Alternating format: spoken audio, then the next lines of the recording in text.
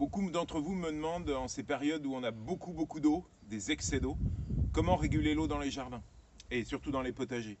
Parce qu'il est clair qu'avec notre climat qui est déréglé, on a des pluies énormes et donc notre jardin est détrempé et ça c'est pas bon. C'est pas bon pour la vie du sol parce que bien sûr tous les lombrics ont besoin d'air.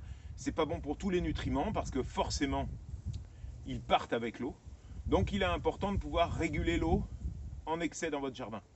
Première possibilité, une zone basse qui va peut-être s'assécher en été. C'est pas un bassin, c'est juste une eau, un point bas qui va récupérer toutes les eaux de mon jardin d'ornement ici. Alors je vais vous emmener dans une autre zone, dans mon potager, où là, eh ben c'est pareil, je vais vous donner d'autres techniques. A tout de suite. Allez, une autre zone dans le potager, mais il ne faut pas que ça se voit, c'est pas une bassine. On est d'accord, quelques piquets, un endroit un petit peu plus creux, et vous voyez, l'eau apparaît parce qu'on est à peu près 20 à 25 cm en dessous du niveau du sol. Bon, vous entendez mes poules forcément qui travaillent pour moi. Mais je vous montrerai ça dans une autre vidéo. Deux zones basses qui vont vous permettre de drainer l'eau. Et puis si ça ne suffit pas, je vais vous montrer comment on peut enlever l'excès d'eau sur nos planches de culture. A tout de suite. Alors comme vous le savez, mon jardin est en pente. Et donc dans les parties basses, pour pouvoir drainer mes planches de culture, parce que vous pouvez regarder ici, ça c'est des planches de culture pour les tomates de l'année prochaine. Mon problème c'est que j'ai un peu d'excès d'eau. Ma nappe phréatique, à moi, elle est pratiquement en surface. Je suis à peu près à 1 mètre, 1 mètre 10 et en hiver, forcément ça vient en surface et j'ai quelques soucis. Donc mes planches de culture sont des planches plates, droites. Et donc l'objectif c'est de, tous les 2 ou 3 ans, l'objectif est double, de faire sur les côtés 2 petits fossés de drainage et puis couper l'extension de l'herbe. Venez voir, et ça marche bien. Vous pouvez avancer, vous voyez que j'ai délimité tout le long de mes planches ici. Et là on s'aperçoit que en bout, voilà, en bout de planche, et vous pouvez remonter, là c'est assez humide, et puis là ça commence à s'assécher, parce que l'eau va descendre tranquillement dans le bas de ma planche. Donc cette technique-là, elle est là pour justement canaliser l'eau vers le bas du jardin. Et éviter, je répète, 2 choses, que ça pourrisse, parce qu'une plante a plus besoin d'air au niveau des racines que d'eau, d'accord ? Une plante va vous montrer sa souffrance au manque d'eau, à la sécheresse, elle va faner. Par contre, à un excès d'eau, elle va pourrir. Allez, maintenant je vous emmène, mais vous pouvez me suivre. On va directement pouvoir voir comment je réalise ces tranchées. Suivez-moi, elles ont été faites, vous pouvez regarder, hein, sur tout le long. Donc l'objectif c'est aussi de délimiter l'herbe, parce que si vous ne délimitez pas l'herbe, l'herbe va venir dans vos planches. Là vous avez l'exemple de la planche qui n'a pas été faite, et vous voyez la différence de culture. Là j'ai encore des côtes de bêtes, moi je suis un peu en permaculture, et ici j'avais trop d'eau, forcément ça n'a pas marché. Et donc moi tous les 3 ans je redélimite mes planches de cette façon-là.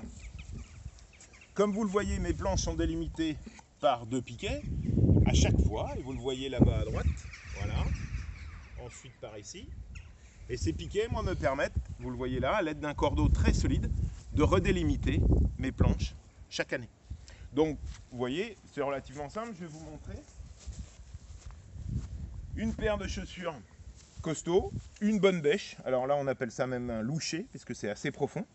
Et l'objectif est très simple, c'est juste de remonter, de faire juste une tranchée sur toute la longueur. Voilà. Alors, un bon coup de bêche en amont, un coup de bêche au-dessus. Voilà. Alors normalement j'enlève le cordeau, mais je ne veux pas que mes vidéos soient trop grosses. Et je recharge ma planche. Voilà, et ça me fait une tranchée que je vais pouvoir faire sur tout le long, comme vous l'avez vu tout à l'heure. Toute la masse de terre et de feuillage, je le remonte en hauteur, ce qui va me permettre de redresser mes plates-bandes et donc de les remonter.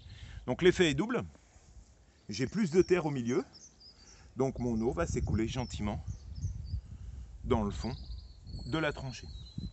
Alors, justement pour vous montrer un petit peu comment je fais, vous allez pouvoir reculer un petit peu. Voilà, là on se retrouve sur une planche que je viens de finir. Et vous voyez, je vous ai gardé, on voit bien avec le soleil, ma tranchée qui était relativement large. Et on voit bien la terre qui a été remontée en surface. Eh bien, vous laissez une petite semaine ou 2 semaines, les tranchées ouvertes. Et puis après, on va tranquillement reboucher, mais très légèrement. Je tasse pas dans la tranchée parce que sinon ça sert à rien. Voilà. Et je redresse ma planche. Alors là, sont déjà semés les petits pois, mais je vous expliquerai ça dans une autre vidéo. Et donc là, j'ai ma planche qui est redressée. Et donc vous voyez, j'ai une planche qui est en pente. Le soleil va mieux taper. L'eau va s'écouler dans la tranchée. Alors vous allez me dire, vous l'avez bouchée. Oui, parce que je ne vais pas la laisser en permanence ouverte. Mais je ne tasse pas. Donc comme ça a été ouvert, c'est plus meuble. Et donc, je peux sans problème capter l'eau en excès. Et je me retrouve avec une butte légèrement surélevée, orientée au soleil. Et donc sans excès d'eau. Parce que l'excès d'eau, je répète, en hiver, ça pose de réels problèmes. Tiens, on refait un tour dans l'autre sens, je vous montre une autre planche. Là, vous avez une autre planche que j'ai faite il y a 2 semaines. Et vous voyez, tout a été remis en hauteur sur ma planche. Où il y avait des engrais verts. Alors là, c'est une moutarde. D'accord, ces engrais verts-là, je vais les détruire au fur et à mesure. Eh bien, vous voyez, ma tranchée a été faite. Ça fait 15 jours, les herbes sont dessous. Et moi, je vais gentiment reboucher tranquillement. Alors, dès que j'ai un peu... Voilà, l'herbe que j'avais soulevée, je la mets dans le fond, comme ça va composter. Et je me retrouve... Alors, les gros morceaux, moi, je fais du compost. Je les mets dans la tranchée. Je vais avoir... Là, un petit peu de renoncule que je détruis. Une adventice qui est un peu envahissante. Voilà.